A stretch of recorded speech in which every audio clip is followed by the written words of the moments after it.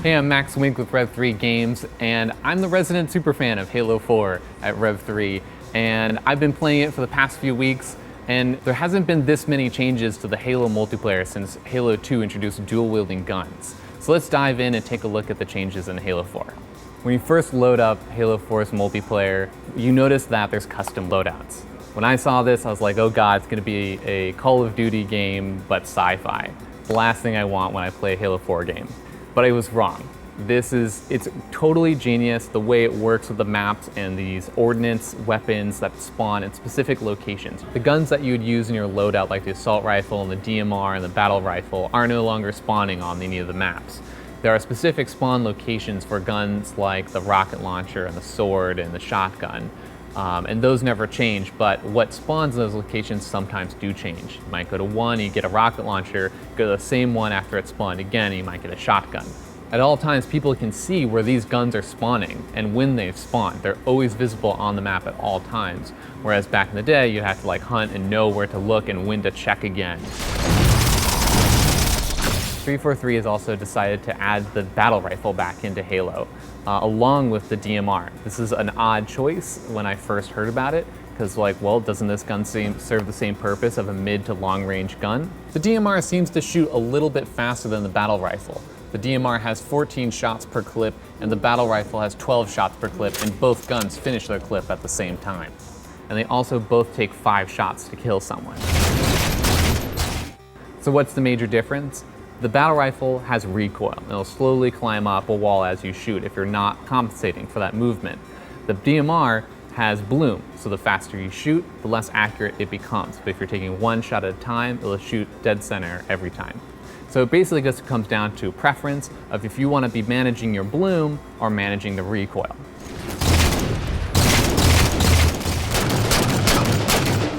Gain the lead. The assault rifle seems to be exactly the same as it was in Reach. And I find this odd because I actually kind of like it a little bit more in Halo 4.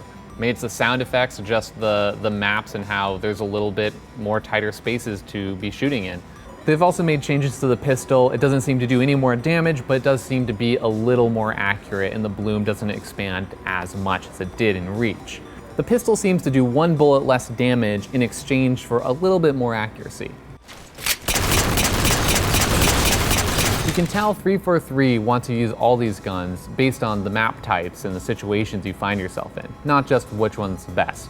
The Covenant weapons seem to be relatively unchanged and on par with the human weapons. As for the Promethean weapons, stay tuned for another video that goes in more depth on those. 343 has also added a few new armor abilities. They've added Promethean Vision, which lets you see through walls. At first I thought Promethean Vision would be a little overpowered. Since it just lasts a few seconds and your enemies are giant red blobs on your screen, I found myself wanting to turn it off when I was actually in a firefight. Thruster Pack, which lets you quickly dodge and move in a particular direction, though it kind of seems slow. Hard Light Shield, which is the replacement for Armor Lock, so everyone can start cheering. Armor Lock is not in this game.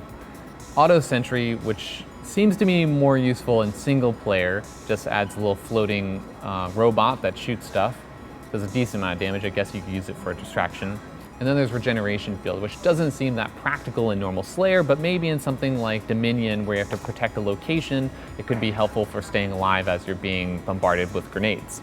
Along with active abilities, there's also passive abilities. They're called Tactical Package and Support Upgrade. These act similar to how perks do in Call of Duty, where they give you a slight specialization or an edge in a certain area, like you reload faster or you can move a little bit faster. And at first I thought this would break the game, but it seems like they just kind of emphasize the way you play. If your play style is that you like to shoot someone with a plasma pistol and then quickly switch weapons to the assault rifle and gun them down, then you can use the perk to switch weapons a little bit faster. As for the progression system, you unlock loadouts, weapons, emblems, armor types. I think the system works well because it forces a new player to get better at a basic weapon like the assault rifle before moving on to a more advanced weapon. And my favorite part of Halo is Slayer is no longer a kill-based system, it's a point-based system. Instead of playing to 50 kills, you play to something like 600 points. This is great because it actually encourages better play, because a headshot is worth 15 points, whereas just a kill is 10 points. Ordnance ready.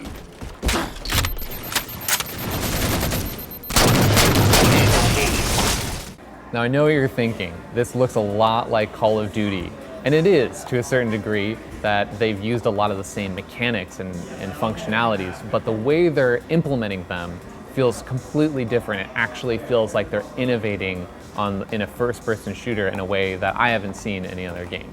When it comes down to it, I think this is one of the best multiplayer games out there. I haven't had this much fun playing a multiplayer first-person shooter since Halo 1.